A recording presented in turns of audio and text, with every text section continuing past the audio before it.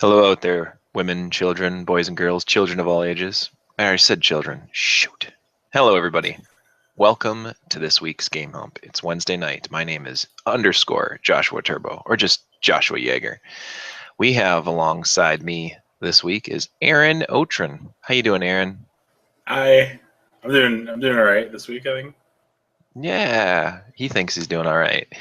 We're here to talk this week on the Game Hump all about wrestling.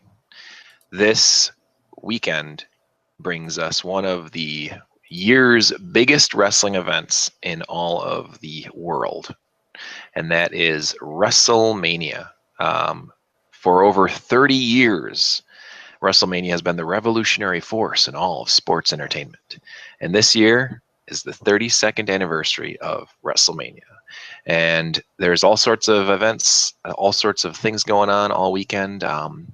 Lots of wrestling promotions are putting together huge shows down in the Texas area, Dallas, Texas, and our surrounding areas. But some of the bigger shows, well, I shouldn't say bigger, but some of the most exciting shows that I'm really pumped for is NXT Arrival on Friday night, the Hall of Fame on Saturday night, and then the actual WrestleMania show itself, which is going to be Sunday. So, man, if you're a wrestling fan, this weekend is all about you. You're going to see all the best wrestlers in the world, and it's crazy that the WWE has managed to bring together some of the best talent in the entire world. And usually on the Game Hump we talk about video games, and guess what? There just happens to be like 30 years worth of video games out there too that are wrestling based. So we're going to chat about some of our favorite wrestling games. We're going to chat about some of our least favorite wrestling games, maybe some hidden gems, some secrets. And I know Aaron and myself are both owners of WWE 2K16.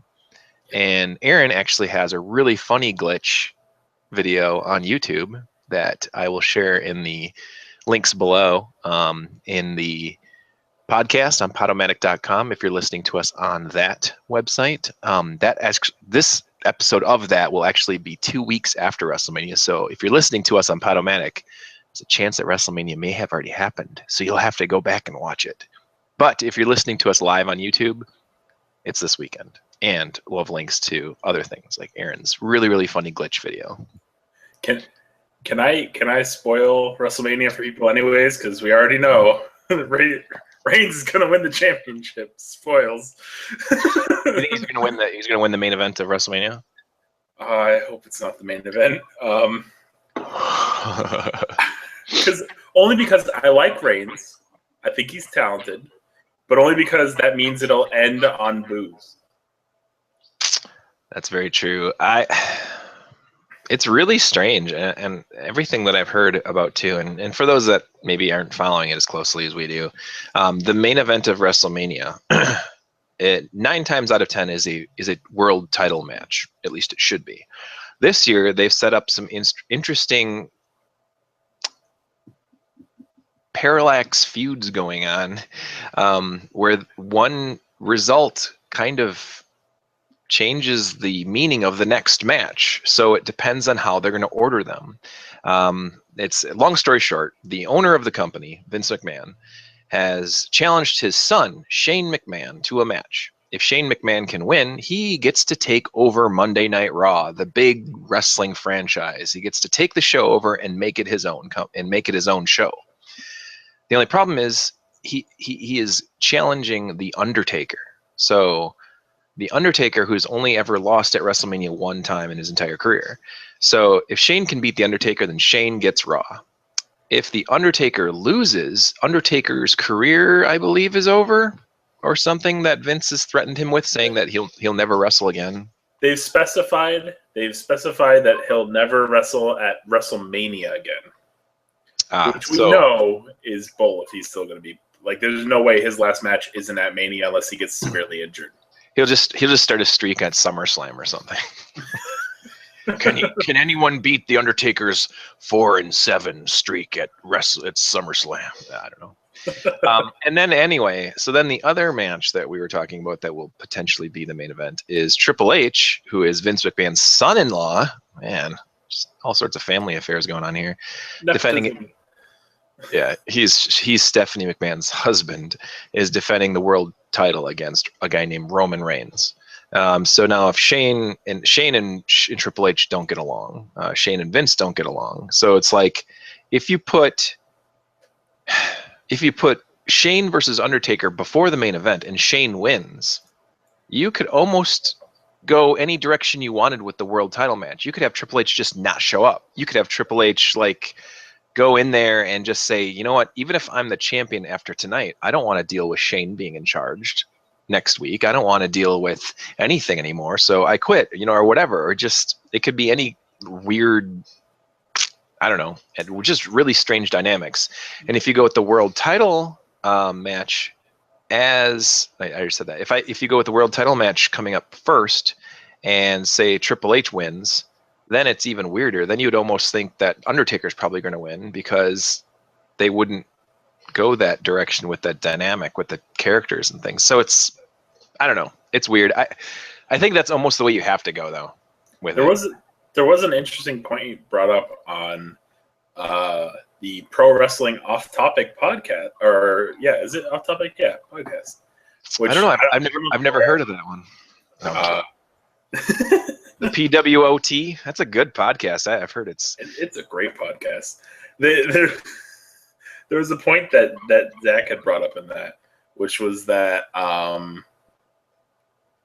if you have the match with Shane and Undertaker first, and Shane wins, he could then, instead of having the Triple H not showing up, Triple H could show up, and then Shane could interfere to get Triple H to drop the belt because he doesn't want Triple H to be his champion.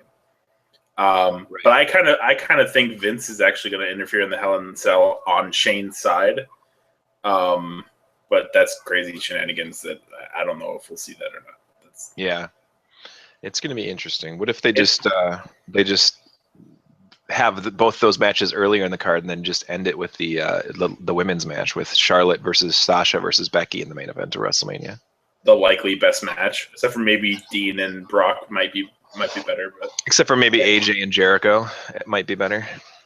God, there's actually I kind of think I want to see every other, except for the dark matches. We're ignoring the dark matches here. I think I want to see every other match more than the Triple H Roman Reigns match. Even though I think it'll be good, the crowd is going to hate on whatever happens. They're going to hate. They're going to boo every single move that Roman Reigns does, and they're going to cheer for Triple H the whole way. It's, man, I don't know. I feel bad for the guy. They just got to turn him heel. I mean, honestly, they just got to turn him heel. Did you see Raw this week? You know what? I kind of missed it. I've heard about some of it, and I saw highlights on YouTube, but I did not see Raw. So Reigns did a swan dive over the top rope. Yep. And everyone started cheering, "You still suck!" And I was like, "The poor dude. He just pulled this amazing move." Like everyone was like, "Oh my god!" And instead of going like the holy shit route, they just went, "You still suck!" And I was like, "God, there's nothing he can do." Nope. He is. The problem is, it's been 13 years of John Cena, and people have kind of gone the entire circle, the whole spectrum on him, where it's like at first, the 3 or 4 or 5 years into it, they're like, this is just so old. Like, come on, people, please. But yet the merchandise still sells, and the kids love them and everything. And now it's gone the whole, around the whole bend with everything that they could possibly have done with John Cena as a good guy. People are just like, well, I guess we're just going to have to face facts. He's never going to be a bad guy ever. And now Roman Reigns is coming around, and everyone is saying, every indication from that company is like, this is going to be the next John Cena. And people don't even want it to ever get off. It's never going to even start because they're just going to completely shit on it from beginning to end. He's got to do the turn heel thing. He's got to do the same thing Rocky did and just turn heel. I agree. I totally. If it's got to be a meaningful turn heel too. Like, I honestly think it should happen in the main event of WrestleMania. Like, somehow he's just not able to beat Triple H, and he has to cheat to do it, or he does, some undermined thing where he gets help from someone else and then walks off with a belt.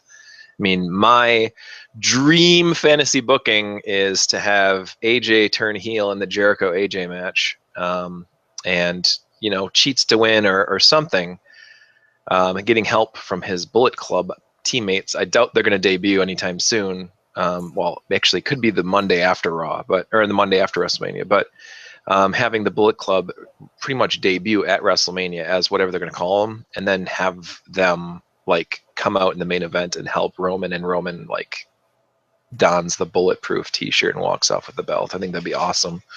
It'd be like a big ending to a show that surprise a lot of people, and it would make all the smart marks happy because it's like this cool Japanese faction like spilling over into the WWE, and it would also be like the beginning of this big thing going forward. The only problem with that is we've got enough effing factions. Like in the WWE right now, it's like League of Nations, and I guess they call the New Day sort of a group or a faction, and then they call the social outcasts, and just there's so many groups. There's now like, what is it, like 3 Divas factions, because there's oh my god, yeah, Team Bad and Blonde and whatever the other. Yeah, I actually think I think one of the better ways to do it, now that I'm thinking about it, would be if you do have Vince interfere to support Shane, which I could see him doing and being like, Triple H, you and Stephanie have messed up this business for the past couple of years. I'm gonna, me and my real son are gonna take over. We're gonna take control, right? And then you have Vince come in to sponsor Reigns, because then it's literally the thing everyone thinks is happening. Like everyone thinks behind the scenes, Vince is pushing him hard, right? So if he comes in, hits Hunter with something, tells the referee not to DQ it or whatever, and he's like, no, don't do that. Whatever. Right. And then you have him like raising Reigns' hand. Like everyone, that'll be the best heel turn. He'll get like the loudest boos possible because everyone will just be like, Vince, you're actually pushing him. But at the same time, I think like Smarks will start to enjoy that, of the idea of him being heel. I think they might backlash to the bulletproof thing with him, because they'll be like, bulletproof is sacred. It's true, and it is, and they won't boo the Bullet Club. So that's true. That I've thought about. Honestly, it would make the most sense to turn Roman Reigns into a bad guy. I mean, at least for a good chunk of the time, until he can get some like attitude and some of that like mojo back from when they were doing the Shield. I mean, the Shield was so popular, and everyone loved the Shield when they were bad guys, and it was so cool. And then when everybody dispersed, at first they liked Roman, but I mean, honestly, they've screwed up his booking so bad that he's just flatlined since WrestleMania, since he didn't cash in. Or when Seth Rollins cashed in and Roman was left there getting pinned at the end of WrestleMania. It was like all summer they did nothing with Roman Reigns. They had him teaming up with Dean Ambrose against the Wyatts for a little while, and then they had him getting punked by that stupid Braun Strowman character. He was just beating the shit out of Roman week after week. It was like, this is the next guy. Like, this is the guy you want to build up. Like, this is not. And then here we go, he wins the Rumble or whatever. Or no, he doesn't win the Rumble, but he wins the belt later in the year, and it's like they're talking about Roman Reigns in the main event of WrestleMania, and it's like, of course, like you expect everyone just to turn around and say, oh yeah, that's right, we love him. Like, no, you've done nothing with him. He doesn't deserve this. And they didn't help themselves by having him go over Ambrose, who is like the most beloved guy right now on the roster, at least on the active roster. Yep. So, I mean, even though they're brothers and friends, it doesn't help at all that he was the one that he beat Ambrose to get the title that first time. It's really odd booking. They did the same thing last year where they had him beat Bryan Danielson in the pay-per-view right before WrestleMania. They had him do a main event match where the winner went on to main event WrestleMania. It was Bryan Danielson against Roman Reigns, and of course the crowd just booed him the entire time. But they put on a really good match, and like at the end of it, Daniel Bryan was like, "You're gonna beat his ass. Like, you take the belt from Brock Lesnar," and it was like, "Okay, I'll try," and he didn't do it, and it's like, nobody's gonna cheer this garbage. Who's booking this crap? They honestly should have had, like, I mean, I know that they were doing, rewinding it back, we're probably spent half this episode on this stuff, but rewinding it back, if you had Triple H against Bryan to see if Bryan gets that shot. Like, I mean, they did it before, but whatever. At least it doesn't, throw Roman off. And you can still have Roman go into the main event, and maybe it becomes like a triple threat and then a fatal four-way when Rollins interferes or whatever. But then you could have Sting versus Taker, which is what should have happened immediately. Like, as soon as that was their plan a couple years ago. As soon as they got Sting signed, and then that he signed a 2-year deal with TNA, and then now they got him this time, and they were like, Triple H, because that's the match that people want to see. And it's like, no. Like, sure, it was okay, but, I mean, even if Sting Taker was bad, it would still be legendary. It would still be like, we got to see these people. And I think they are going to wrestle at some point. I think that's why they. So Sting is going to announce his retirement from the ring forever, ever, ever. He hasn't officially announced it. He's been very specific that he wants to face Taker. Oh, I know this.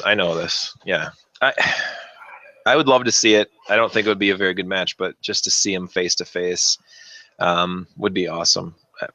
I'm pulling for your idea. I think it's cool.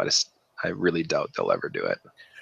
They do also, like, I hope that they have some really awesome finish in the main event, because the past two Manias they have, like, all things considered, like, everyone was kind of complaining before the Manias, but they found a way to finish it on a high note in both cases. Yep. So I'm really hoping they find a way to do that here, but I really hope that Vince isn't thinking the high note is having Dean interfere to support Roman, because it is definitely not the high note. That would definitely bring the whole house down, because people would be like, oh, look, there's Roman getting help again, and he's the one that gets the belt, not Dean. Yep. No, I definitely hear that one. Before we turn this episode into an entire pro wrestling off topic, I do want to talk about some games. We can definitely throw around all kinds of wrestling news and notes and things like that as well. Hey. Especially now that our good friend Zach Hagenbusher has joined the conversation. I wanted to talk about some of the best video games or worst video games in the history of professional wrestling and the video wrestling leagues. Because, man, the first time I had ever seen a wrestling game, gosh, let me think here. I think it was it Wrestle War or something like that? It was an American Technos game in the arcades. That one was, like, amazing. It used, like, all these crazy, cheesy, made-up, like, masked wrestlers and face-painted wrestlers and all kinds of stuff like that. And then the first time I had seen a WWF wrestling game in the arcades was Superstars.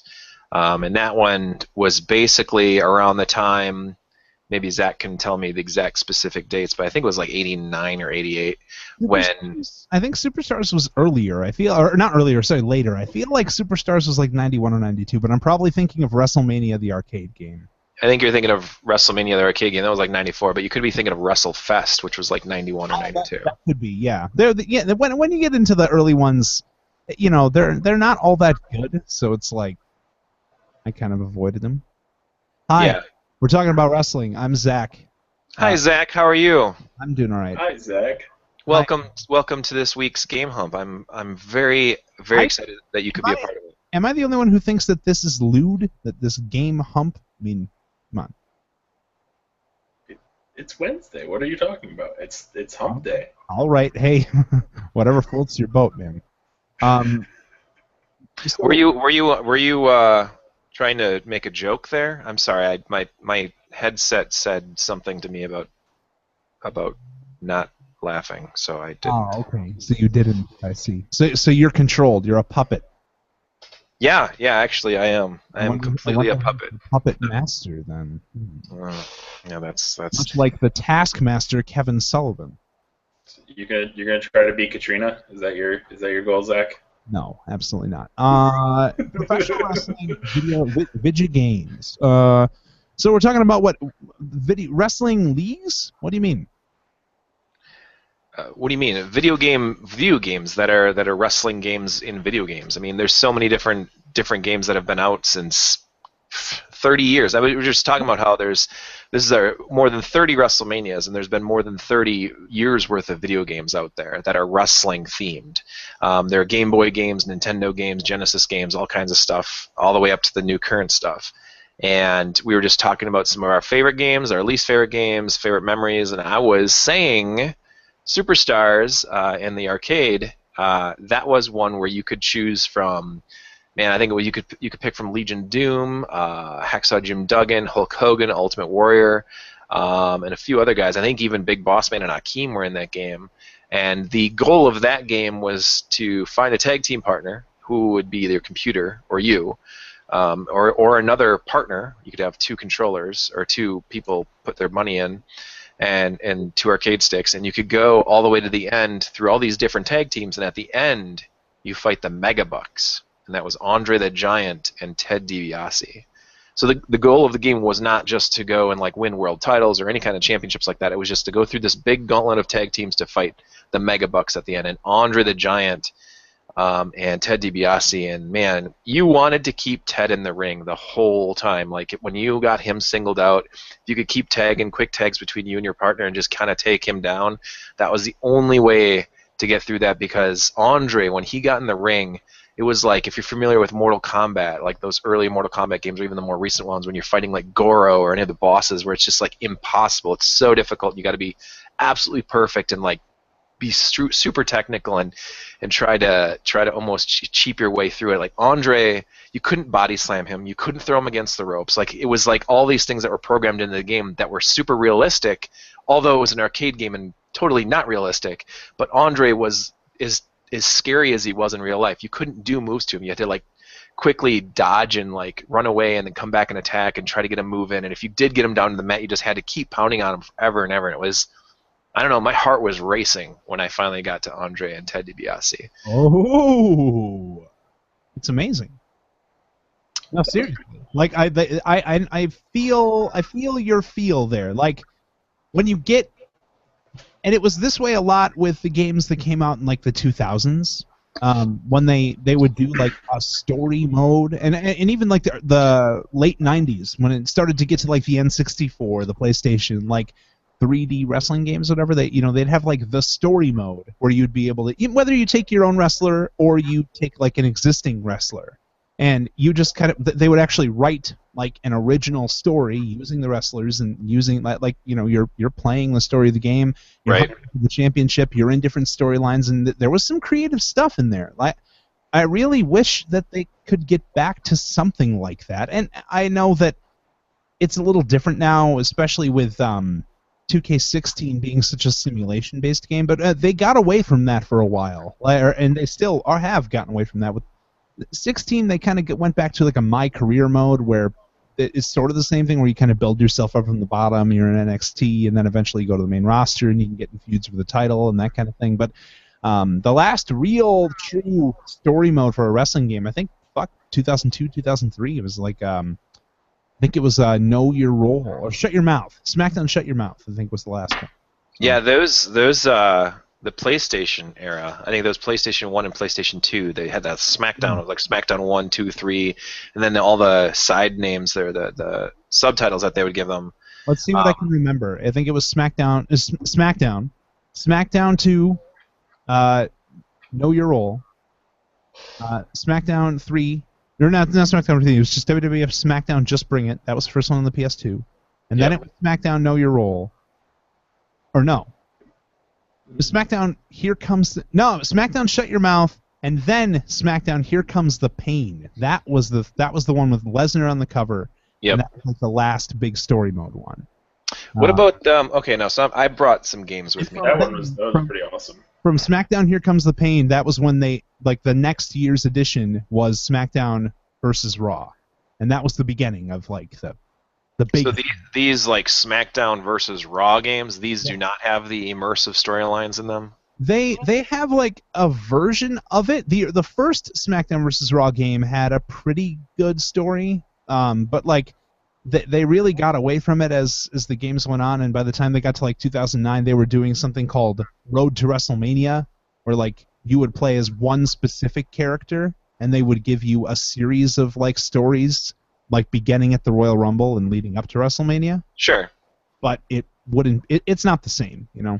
I think I remember the first one of those. I could have sworn you could only play like John Cena. I could have sworn there's one case of that, and like where you could only one of them, yeah. That's and amazing. this is just annoying.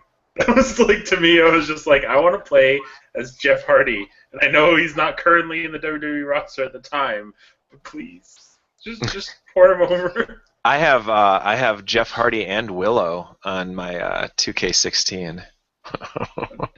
Archie special. Actually, I do have Hardy. I don't have Willow though because I don't God. know. Willow is from some show that doesn't exist. Willow is so funny. Oh, dude, it's so funny. Oh my God. Willow? Oh my God. Hey, did you hear he's coming back?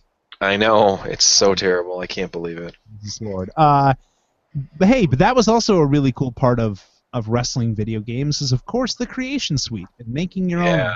And, you know, going the extra mile and kind of making alternate versions. I mean, I do like that a lot of the newer games have gone, you know, great lengths now with downloadable content to be able to give you more people than the game shipped with. Then they had time to finish, basically, and more costumes and more things that are current to the product. Because that's really what I feel like the ideal version of this game, and of course this is the issue with Madden as well. I feel like the ideal version of like a WWE game would be that you would make one and then you would put out like new attire or new updates to like just make the wrestlers current to the current product. And you continue to update. Maybe there's like a big update that you make people pay like $20 to like every year at WrestleMania. Like, oh, this is the 2016 update, and then they pay $20 or $30, and then it's straight to you. You know, software sale. There's no physical print disc. There's no hardware to worry about. And I think you make all that. I think it's pretty likely that some point soon we'll get the Madden and FIFA and wrestling games to be software as a service, where you'll like pay like, you know, a certain amount of money per month or per year, and you just get all of those updates and you get all of the events and stuff and updating match types. I don't know. I don't necessarily think it would be like the best solution, but it's also probably like that middle ground between a business solution and what the fans want. So I think that's a good idea. You know, I mean, it's almost like you're paying for a subscription to like World of Warcraft or something, where you get the game for free, but you pay $19.99 a month for it, or something like that, to get, you know, continuous updated rosters and things like that. Like for a football game, that would make sense, especially during football season. For wrestling games, that makes sense. Baseball, you know, all those sporting games like that. Unfortunately, though, I think that when a new Madden game comes out, they sell so well. And a new wrestling game comes out, and it sells so well. And I think the only way you're going to see a subscription-based service is if the games stop selling the physical copies, that game stops. You can make the same. What I'm saying is, like, when you sell a game, when you sell a Madden for $60, like, unless it's purchased digitally, there's a lot of people that are taking a cut off of that. And even when it's purchased digitally, there's a lot of people that are taking a cut off of that. Right. So, like, you remove the middleman, and even if it's only like a $30 or $40 price, like, you just sell the update every year. And then people are buying. They're still giving you money every year. They're just giving it to you, you know. The thing about Madden is that it's a scam. And an EA is a shady company to begin with, and you're going to be buying. You basically are paying $60 a year for a roster update and few graphical updates.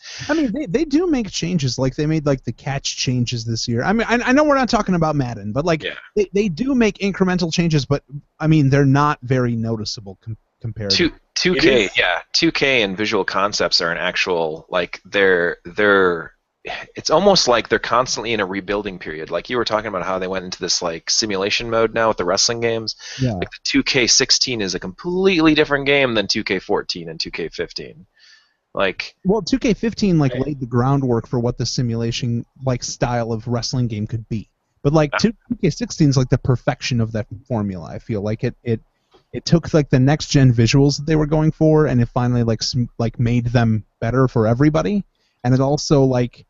Yeah, it's way different than 2K14. 2K14 is an arcade game, like arcade-style game, for sure. I will say this in defense, as someone who has like some experience, I guess, in the game industry. I'll say this in defense of the yearly sports titles. they are usually much harder to program than a lot of other games, especially when you're talking AI and stuff like that.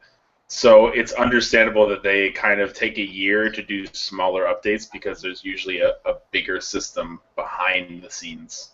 Especially when people demand to see what's, like EA's old tagline used to be, if it's in the game, it's in the game. So people want to see everything that's inside that sport. And that's really hard to deliver in a way that's accurate. You are the forever EA defender, Aaron. Well, no, that is true. There's a lot that goes into any sports game, but like football games, I mean, there's at least 22 active AI sprites on the field at one time. Yep. They all have to be moving realistically. They all have to have their own like autonomy. It's weird. Yeah, and they have their own assignments now and stuff. I mean, like in the early days, it used to just be all of them rush the ball.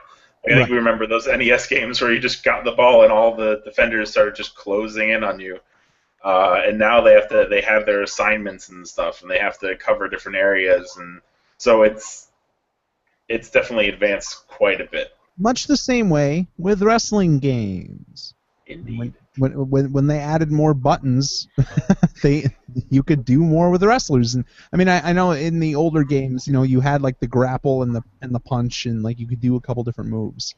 But I mean, as the industry evolved with the times, so did the video games. So not everybody did just a suplex. Now everybody's got a very unique finish, and everybody has very unique signature moves, and that really wasn't the way that they did things back in the 80s. So it's a lot different now. Yep. The wrestling has evolved, and so are the video games and the technology. Yeah.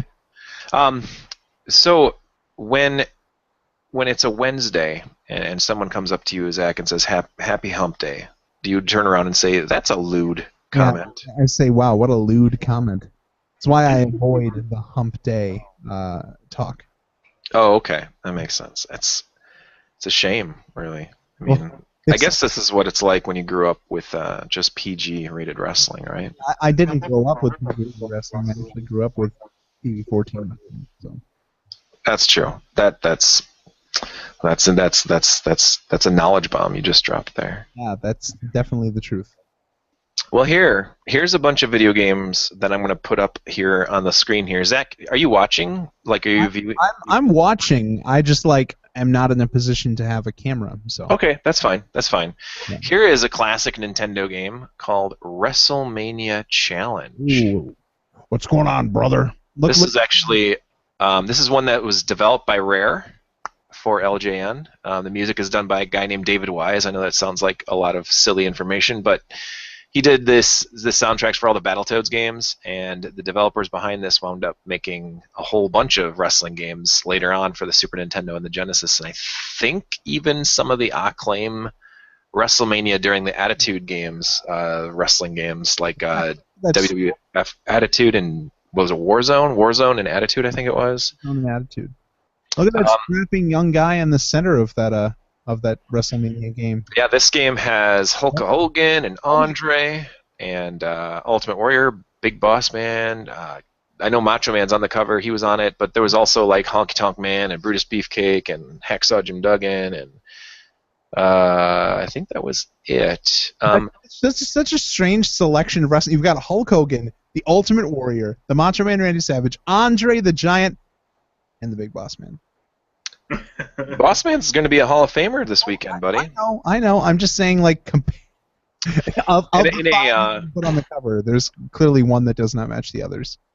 Okay, that's rude. That's a lewd statement, Zach. One that I was actually more of a fan of during the good old days of wrestling games on the Nintendos was a game just called Pro Wrestling. It was actually developed by a team that Nintendo had working for them. This is a Nintendo-released official Nintendo game. It was the only ever pro wrestling game that Nintendo made. They did this and Punch-Out and tennis and a bunch of other sports games during the early days of the NES. This one has a sort of it has basically like generic knockoffs of real wrestlers. The world champion in this game is called King Slender. He kind of looks like Hogan or Jeff Jarrett-ish, I guess, with long blonde hair, and he has a crown and a scepter, just like Jerry the King Lawler or something like that. They also had the main character. His name was Ryu Hayabusa, which a lot of people thought was based on, based on like the old Japanese wrestler Hayabusa. Yeah. And then they also had King Karn, who was like this like medieval imperial like Japanese wrestler or something. A mix between King Kong Bundy and Arn Anderson. King Karn, yep, King Karn Anderson. And then my favorite character was Starman, who I actually dress up as on my free time during like Gen Con and Halloween and stuff. I have a Starman costume that I made for myself. I thought you were gonna say like when you're just chilling at home, like that's your alter ego. Well, I mean, yes, that too, but.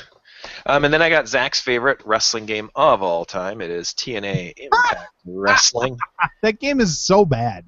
It's actually like it's really arcadey and there's not much depth to it, but to pick it up and play it is not terrible. Okay, like visually, I was impressed, especially for like when you play like the PlayStation 2 version. Like it looks really good for the time, but like. Sure.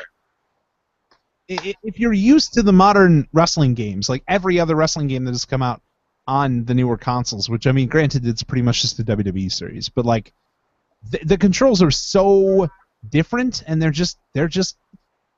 It feels like a game that was made from scratch as a wrestling game, which the WWE series at the time had so many years of being perfected. Yep. And it just does not play very well. Speaking of years to be perfected, look at this Sega CD classic, WWF Rage in the Cage. This game has an interesting smorgasbord of wrestlers. It's got the Wild Samoans, the Nasty Boys, Macho Man, Lex Luger, Undertaker, Rick Martel, Shawn Michaels, Kamala, Razor Ramon, Big Boss Man, IRS, Yokozuna, Bam Bam Bigelow, Mr. Perfect, Tanaka, Ted DiBiase, Crush, and Bret the Hitman Hart. Tatanka? Yeah, Tatanka's on here too. Tatanka. The Sega CD, is that what you said? Yeah, this is actually a Sega CD game. It plays just like the there was Super WrestleMania on the Super Nintendo and Genesis, and also a game, I think there was Raw and Royal Rumble. So there's like a trilogy of Super Nintendo and Genesis style games like this. But this one was like kind of a combination of all of them, and it included cage matches. So that was like a big deal at the time. And it also had FMV intros, so when your wrestlers came to the ring, it showed the same FMV full motion video of those characters coming to the ring. It was like the same one every time. It was hilarious. Yeah, and the music and everything.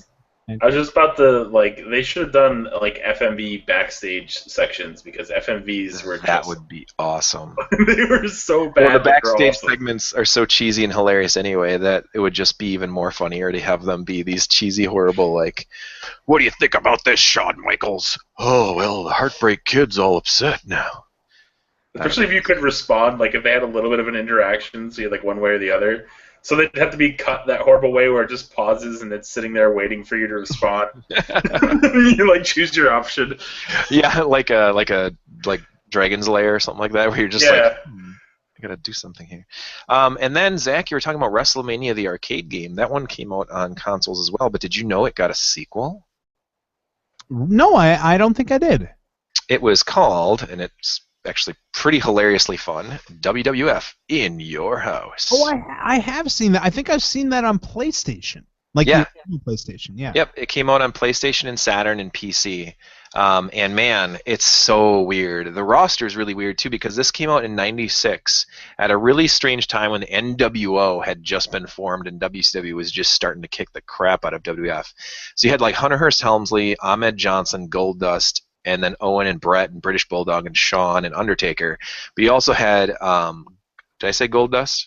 No, you also had Vader and the Ultimate Warrior on this game. It was like, it's like all that cheesy, like ridiculous Hunter Hearst Helmsley and Shawn Michaels and Undertaker stuff, but mixed with the old classic like Ultimate Warrior. It's really, really weird. And Warrior was like in the WWF for like 6 months during this year, but they were like, "Oh, we got him under contract. Let's get a game made." And it's fun. It's just like WrestleMania, but with all these like the new generation of characters, and it's really, really crazy. There's like finishing moves and all kinds of really weird stuff. Instead of like finishers or like signature moves, they actually like kind of call them finishers, like they did in Mortal Kombat.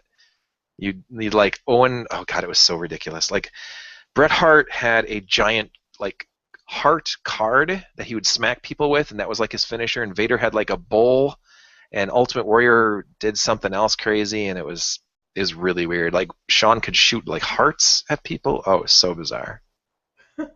It's really, really weird. It's very, very weird, but it's pretty fun. I'll have to play that on a system better than a Saturn. There are no systems better than Saturn, though. I don't know what you're talking about. Anyway, when I personally think that the wrestling games, because they were always really fun when I was a kid, but they didn't have a lot of depth. They didn't have a lot of I don't know. It was like really fun to have it with people around, but you couldn't sit and play it forever and ever and ever. You just kind of get bored of it. I think the N64 and the PlayStation era was when like wrestling games got just really, really good, and it was like, this is something that I can get like my non-gamer friends or my wrestling friends that don't game, like I can get everybody into these now. PlayStation had the SmackDowns, we were talking about those earlier, how they have that real depth, like really great one-player storyline modes, and the N64 with THQ had a whole it was like WCW versus the World. Versus the World, then WCW NWO Revenge. Yep. And then they got the rights when both THQ and Acclaim had their contracts up with WCW and WWF. They wound up releasing WWF games. And my favorite WWF game on the N64, and maybe one of my favorites of all time, is WWF No Mercy. That's like the one I have. That's the only one that I've played off the N64 is WWF No Mercy. I've heard good arguments for WrestleMania 2000 being a better game. But I think No Mercy is just more polished. No way. Yeah, No Mercy is like for all of the N64 wrestling games that came out, No Mercy is like the polished, like final achievement of like, this is what we've been working towards this whole time. And like the WCW equivalent would be WCW NWO Revenge. Like WCW versus the World was like, it was the first one. It's fun. It's a really fun game, but you can see like all of the same things that they were working towards, but it was a very unpolished version of it. It's a fun game. Then they did WCW NWO World Tour. That's right, yeah. That was like the second one, and then they took the final step and they went to NWO Revenge. At the same time, Acclaim was releasing like Warzone and Attitude.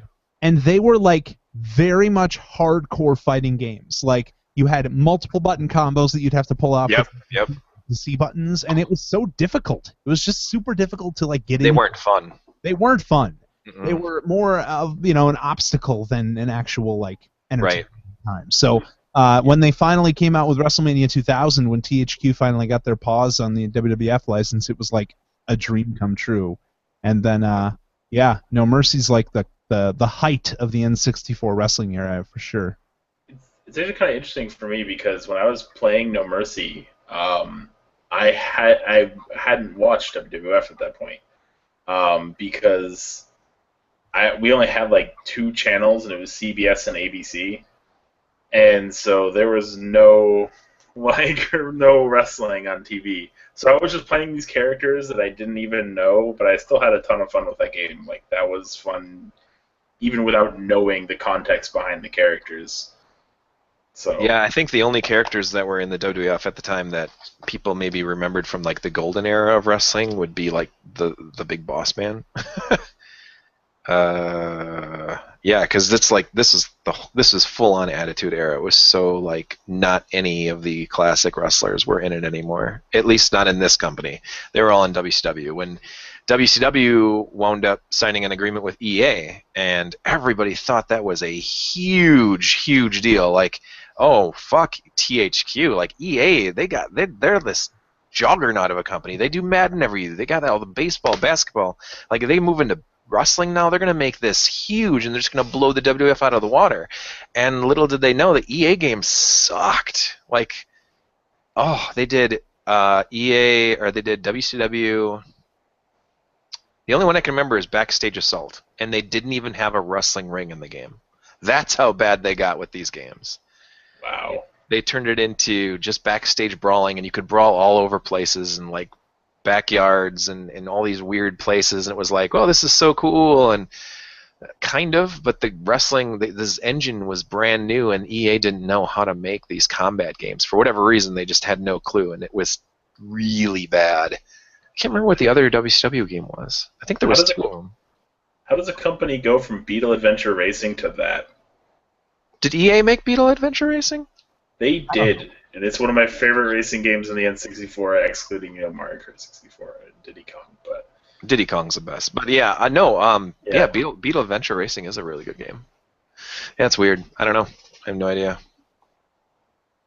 No idea. But No Mercy, and then what we were talking about for a while was this guy, and this is the one that I've been playing lately, and it's honestly like I don't know, like all the all the SmackDown versus Raws, like I played them and I've got a couple of them and they're pretty fun, and then a lot of THQs, WE, like the yearly ones, they were doing 12 and 13. Like I thought those were pretty good games. But this is probably like the best wrestling game I've played, maybe since No Mercy, or maybe since the SmackDowns, like the what Zach was talking about with the PS1 and PS2 games. The thing that I'm finding the most enjoyable about this, and I have not played through the My Career mode yet. Like I'm not even very good at this game yet. I've had it for about 2 weeks now, and I've tried getting better at it. I've won a couple Royal Rumbles. Like I've probably wrestled maybe 20 matches or 20 maybe a little bit more than 20 matches, and I'm just starting to learn the ropes. Every wrestler that I've made a few, and I've also the thing that I enjoy the most with the game so far, and I realize I'm rambling now, but the thing I enjoy the most about this game right now is the community download center, where you can just do like a search for characters. Like you can just do it. Like I was just fucking around with the game, and I'm doing a search. I just searched TNA, and I've got Bobby Roode, Eric Young, Abyss, and these are almost spot on creations, because the downloads that you get not only the characters and the movesets that people have made, but you get the logos and all the other things that people have made online, and you can like it or hate it or whatever. You can rate these characters and stuff like that, but you can bring them onto your game. And not only that, and you guys probably already know this, but maybe the audience doesn't know this. Like you can do that with the characters, you can do that with shows, arenas, wrestling belts, and logos and move sets. Like you can download like user created versions of these if you don't want to sit and spend, which I'm not shitting you, like you could spend 5 hours making a guy easily. Yeah, you could absolutely. If you wanted to customize every minute detail, yeah, you could spend much time and so much more time customizing, rosters and championships and shows and rings. Like it is without a doubt the deepest creation suite that they've had for these games, which is really good. And I think that's amazing, because 2K15 was felt like such a step back. Yeah. 2K15 was the step that THQ needed to take, or not THQ, excuse me, that 2K needed to take to get to 2K16 to establish the style that they wanted to establish. And in that same vein, up until I played 2K16, I thought that 2K14 could have been the best wrestling game ever made. And the reason why I thought that is because not only did you have you had this arcade-style wrestling game that everybody knew how to play by now, and they added the one-button counter or whatever, but it was a pretty well-polished game, and it had the WrestleMania, because it was WrestleMania 30. It had the WrestleMania mode where you could relive the best matches like American wrestling. Right. That's the most memorable moments of American wrestling available for you to relive at your fingertips, and you had every major wrestler in American history in one game. Yep. Which now, like 2K16 has replicated, like you still have. You know, I think now that wrestling has definitely turned the corner as far as like there really isn't anybody that's like breaking into the mainstream, quote unquote. It makes zero sense to not include like the older wrestlers in these games anymore. Like if you have the ability to put Stone Cold Steve Austin in the game, which you clearly do, then like just keep doing it because it's always going to be cool to play a Stone Cold. Yeah, the rosters on 2K16 are daunting. Like, it's just huge. You can just keep going down forever, and it's like, are these in alphabetical order? Oh my god, I'm only in, like, K. Like, just go forever. It's crazy. And there are guys that they're obviously... I'm sorry, Aaron, I don't mean to cut you off. But, like, there are guys that they're not going to be able to, like, get... Like, it's sad that we're going to have to wait a year for the Dudley Boys to be in the game. But, like, that was a team that previously you would have been like, well, they're one of the fucking greatest tag teams of all time, and they'll never be in these games because, you know, they didn't work with the company. And, like, the Hardy Boys, everybody would love to play as the Hardys, but they're never going to be in these games because of pretty big reasons. Like, you've got some guys that are left yet that would make the experience a little more complete, but, like, they've got most of their bases covered now. It'll be interesting to see because usually when they make the rosters for this game, so like when 2K16 they announced their roster, people were really upset because despite how big the roster was, it was still missing the 4 horsewomen. So people made a big deal out of that. And right now it still technically is. I mean, unless you do it yourself. Yeah. So I'm interested to see if they'll have. I know they'll have the 4 horsewomen this time, right? They might even have. Like Sasha Banks in the cover. But it'll be interesting to see if they have Styles, if they have Nakamura, if they have Austin Aries, if they have those people that they've recently signed that are big that people want to play. But, like, you know, how long has Yuke's had to make the moveset for Nakamura? How long have they had to make the moveset for Styles? Probably not very long. Joe signed with the company in May of last year, and he was in this game. Granted, he was DLC. He was DLC, yeah. He is available for 2K16. So I think that their turnaround time can be pretty quick. I mean, they got Samoa Joe in the game. That's true. And they do usually have them take place, I think, after that year's Mania, which I think one of the things that they need to fix with the wrestling games, and they need to skip 1 year to do this, they need to have them come out in Mania season. Not have them come out in October. Have them come out in March. I was thinking that too, actually. Yeah. I don't know. I like the fact that they come out around Christmas. I think it's part of the big holiday releases. Yeah, but March has become huge for games now. Like, it's not small anymore, and it's right at the time where everyone's excited about wrestling. Is at Mania. So. That's true.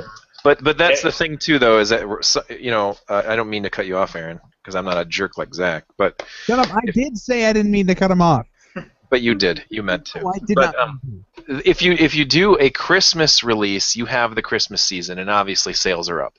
If you do a March or April to coincide with WrestleMania release, and I always call it this every year, but wrestling goes on a hiatus for April, May, June, July. Like, it just falls asleep until SummerSlam. Like, there's this big lull where nothing seems to happen in the WWE. Although they've been trying to do things, people tune out and the ratings drop. So you'd be bringing out a game right when the climax is about to hit, and then it drops.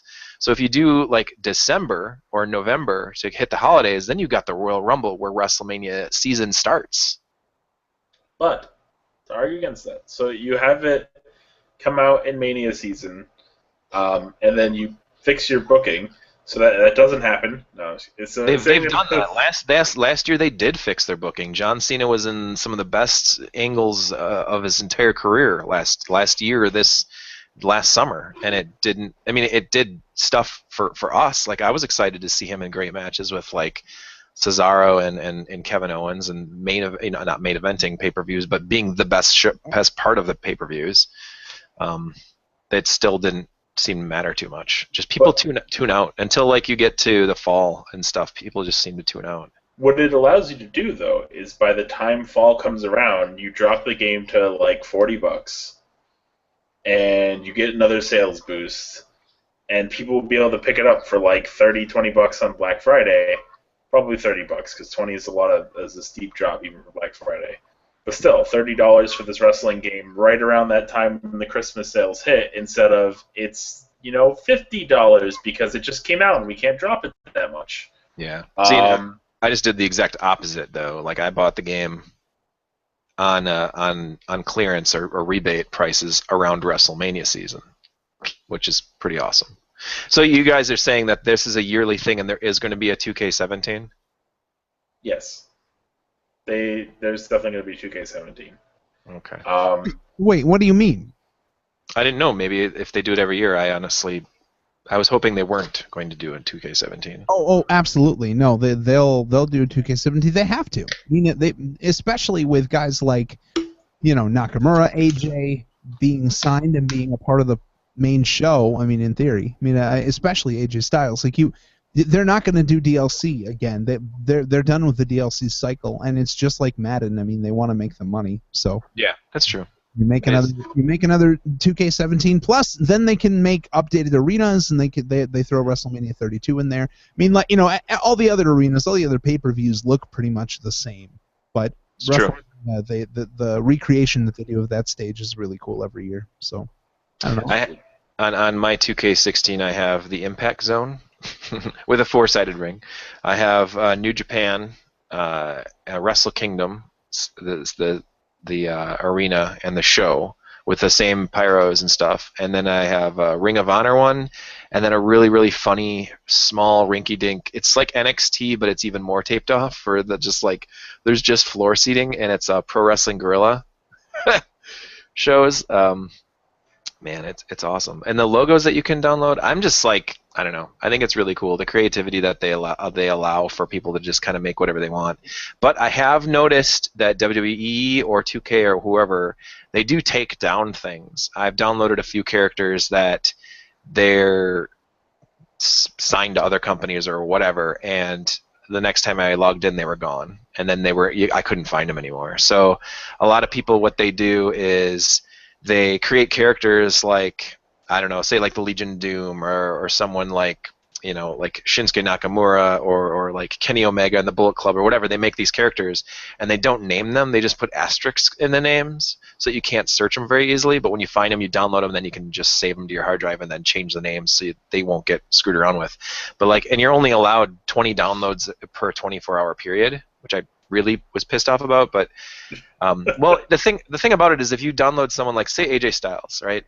It's you get the character AJ Styles and you get all the logos, and someone made the logos for his phenomenal one, that circle with the P1 on it, and then the Bullet Club logo and all this stuff. So when you download that character, you're actually using 5 slots of your downloads because it's all those things that you're downloading and the moveset. So it gets you that way. And so when you're doing arena, oh shit, you're downloading like 7 or 8 different things, and so it kind of gets you that way. So over the last week and a half, I've accumulated. I've got like 28 characters right now, and I got like 7 or 8 different stadiums or arenas and shows and stuff like that. I was able to download like basically a Lucha Underground show and a different arena than what they used for their, because the arena that they used in the show was like this white canvas, not that kind of like cool yellow that Lucha does. And I downloaded like a good amount of those characters. Like I downloaded Fenix, I downloaded Mil Muertes. I already had Prince Puma. Phoenix, by the way, it's Phoenix. Phoenix, yeah. I like saying Fenix because it's not spelled like Phoenix, and it kind of is like weird. I'm like, Phoenix. Okay, I'm just gonna go with Fenix. So, and I know you were talking, Zach, about how they don't have as much creativity anymore with like the big storyline modes and things like that, where they got the career mode now, but they don't have storylines modes. But the thing that I always did with like No Mercy had, really no storyline mode. It just had multiplayer, and you could play like championship, build your way up to being a champion or whatever, things like that. Well, No Mercy had No Mercy had a really revolutionary story mode for the time. It had like a branching story. Like, did it really? Yeah, there were different. Are you thinking of SmackDown? No, I'm thinking of No Mercy. You would go and you'd face the match. There would be some matches where you absolutely had to win to continue, but there were a lot of matches where you could lose. and it would take you down a different path. Like, so many video game wrestling stories like require you to win every match. Yeah, I know. And it's like, well, sometimes you don't win. Sometimes people lose. So like, I don't know, maybe give us a little bit of an option there. Right. Well, anyway, I was going to say that I haven't gotten very far in the career mode yet, but I have made up some storylines in my head because I've downloaded a bunch of different championships, sort of like a fantasy booking now, and I've got the WWE, this universe now is a fully encompassing like world of wrestling now, and I've got the Lucha Underground championships. I've got TNA's X Division and World title. I've got the New Japan Intercontinental and the New Japan World title, or the heavyweight title, and then the Never Open Championship title as well, and a bunch of Japanese and American stars that you'll never see in the WWE, or maybe you will, but they aren't currently there. And one storyline that I wanted to tell you about before we close tonight's episode, because it's been fun talking about wrestling on a gaming-related episode of the Game Hump, that lewd name of humping on Wednesdays. Yeah. Is in the world of New Japan, Tanahashi has decided to retire, and he became the general manager of New Japan Pro Wrestling. Sort of a general manager / like consultant. He's trying to like get the company in a focus in a different way because the Bullet Club is taken over. Like they have all the belts. So Tanahashi had a special mystery opponent for Kenny Omega's Intercontinental Championship belt. And I just did the match today. It was really fun. And I had Kenny Omega defending the IWGP Intercontinental Championship against Tanahashi's handpicked mystery opponent, Mil Muertes. Oh my God! It was awesome. It was so fun to play. I can't win, so I lost, but Kenny Omega's a jerk. And he always has some henchmen coming to the ring with him as their manager. It's usually Doc Gallows, that son of a bitch. But once I start figuring out the game and getting better at it, I will probably take the belt off of him someday. Are you playing on like easy or normal, or are you just playing normal difficulty? Because I hope it's on normal or something, because I'm really bad. The only matches. It's on normal by default. I just wanted to make sure you weren't like that bad that you were like at an easy, just losing match after match. No.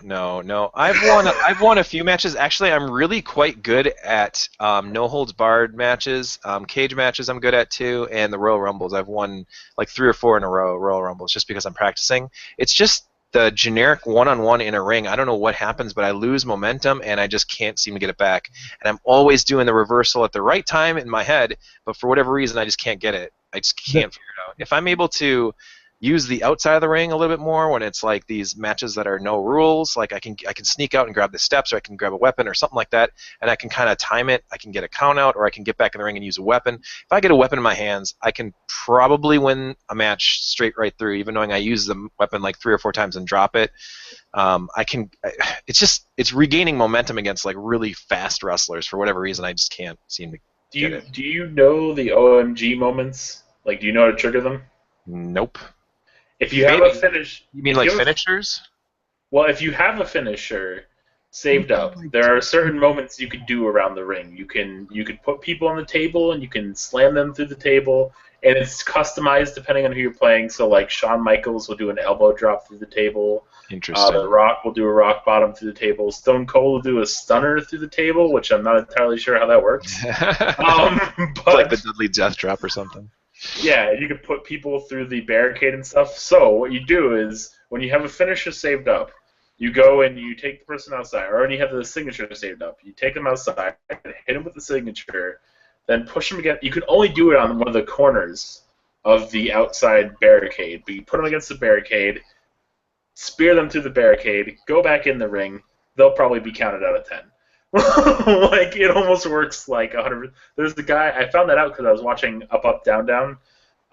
Which is a fantastic show, really hosted by Xavier Woods, who's an incredibly charismatic and funny person, even if Zach is an idiot and doesn't like him. I don't know who that person is. Continue. But I found that out there because there was a guy doing career mode on there, and that's awesome. I'll have to check that out. It wasn't Austin Creed. It was someone else. And he was doing that. He was throwing them outside to try to defeat people because he was a heel, so he was like, well, I'm just going to DQ people to get, or I'm going to like count out people and do stuff that people would, would gather heat. Yeah. So he would do that sometimes to beat wrestlers, and I was like, oh, that's actually a good idea. Should try that. That's awesome. Oh, and I wanted to mention one more thing too, real quick, super quick. When Tanahashi became the general manager of New Japan in my fantasy wrestling world, he wears a suit to the ring, and he also tied his hair back in a ponytail. And for whatever reason, I've glitched out him by using all the different layers of hair that he has and putting it in a ponytail, that it's glitching out crazy, where it shoots like hair all over the place when he's walking to the ring. And actually, while he's standing on the outside of the ring, it's the most distracting thing ever, because it goes like a good 6 or 7 feet up in the air, just hair. All of a sudden, when he turns around, it just starts flashing up in the air, and it's so funny. I'm going to probably I'll try to capture it and put it up and just say Tanahashi hair glitch or something like that. You guys will think that's pretty fun. That reminds me of have you done an Elimination Chamber match yet? I tried once, yep. That's how I crowned a TNA X Division champion, by the way, which Alex Shelley is the champion. Nice. I've always found that when I've been doing those, like, they'll go to throw someone against the Elimination Chamber, and they'll just slip right through and go outside the Elimination Chamber, and then the game has no idea what to do with it. It's just like, I don't know what to do, so the person's like bouncing up and down from like the floor to the chamber floor height, and it's just hilarious. It's like, I'm gonna put a link in the description here for people to check that video out, because it is really funny. When I was watching, I'm like, oh my god, it's so broken. And it's funny too, because there's so many glitches in the game still that they just won't fix for whatever reason, or they haven't fixed yet. But hopefully, with 2K17, they can try to put those things back together and fix that. But anyway, thank you guys so much for coming on. We've got wrestling going on. Any big predictions from Zach or Aaron going into this weekend? You got 3 big wrestling events going on: NXT TakeOver, the Hall of Fame, and then WrestleMania. What do you expect to see this weekend, Aaron? For big things, I expect to see Balor Samoa Joe double turn. I expect to see. I do really expect double turn. God, I want it to happen, but I don't necessarily think they're going to do it now. I think they're going to save it for later on. But they should do it now because everyone's paying attention. But anywho, I think they're going to have Vince interfere in that Shane Taker match, and I think he's going to interfere. I actually think this is legitimately where they're going, is they're going to have him interfere in support of Shane, because Vince has always been that guy that kind of acts one way and then gets you at the last moment. He loves doing those kind of stories, so I think that's something that he's planning on doing here. But yeah, I don't have any really other major predictions, because there's we made them on Pro Wrestling Off Topic, and as far as anything to Zach, which I think is par for the course, but whatever. So what? I'm just teasing you because I predicted Becky Lynch is going to win that triple threat for absolutely not for the women's championship. Yeah, that would be a fucking shocker. Looking at this weekend, I think that the big show, not the big show, the wrestler. I think the big show, WrestleMania, in fact, will end with Roman Reigns and Shane McMahon, arm in arm, holding the championship aloft as they rule WWE in a brand new landscape. As heels or faces? As faces, but I guess that's the thing. Here's how they get out of it, Josh. Here's how they get out of it. Let's hear it. Pipe and cheers. Here's how they get out of the cheering and the booing thing. You have whatever they wind up doing. You have Shane and Roman together because the crowd wants Shane to win. They hate Roman more than anything. I think they hate Roman more than they love Shane. You would think so, but I think that if Roman Reigns helped Shane McMahon beat The Undertaker in Hell in a Cell and helped them to finally destroy the Authority, and Triple H is gone, he doesn't have the title because Roman beat him. or let's say you do it in the opposite way, and Shane wins before the main event. Then Shane interferes on Roman's behalf, and Roman gets the title from Triple H, and perhaps then you do maybe they're heels and Triple H is a face. But if you had Roman interfered in the Undertaker match and to get Shane the win, he would be a heel. Regardless of how you did it, he would be a heel because people would be like, you interfered in this Taker match. I don't think that's true because I would like to see that. I would really like to see Shane McMahon win, and I think if Roman got involved, it would only make sense. I think that it could go any way, and it depends. Aaron and I started this episode talking about how weird dynamics there are at WrestleMania because of what order they could put these matches in and things like that. Like if the main event is Roman and Triple H, like it's going to be a big deal on what happened in Undertaker Shane. However, if Undertaker and Shane is the main event, then what happened at Triple H and Roman Reigns? I think that you could also see, and this is building off what Aaron said, is having Roman and Triple H come earlier, have Roman go over Triple H, and then Roman helping Undertaker, and have Vince help. I'm sorry, Roman help Shane and Vince help Shane, so that it's Vince, Shane, and Roman in the end holding up their arms because Vince has been trying to get Triple H and Stephanie off the head bookers. You think this entire thing has been a plot for him to get them away? Yeah. That would be the swerve that Vince Russo would be like waiting to pop his boner on. But Vince Russo isn't a part of this company, so I don't think it's true. But it's like a Vince Russo swerve. But this one makes sense. So it isn't. I guess it isn't like. Yeah, it could make sense. Depends on how they explain it. All right. Well, I'm gonna catch you gentlemen later. I gotta get out. All right, Zach, thank you for being a part of the show. Aaron, thank you for being on as well. It was a fun time. Have a good rest of your weeks.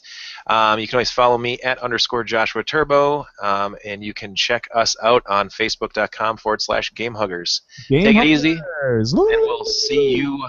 We'll see you, Game Huggers, and the rest of you guys next week when we do our Midwest Gaming Classic episode, heading into the weekend at the biggest retro game con in all of Wisconsin. Take it easy, guys. Whoop, whoop. They have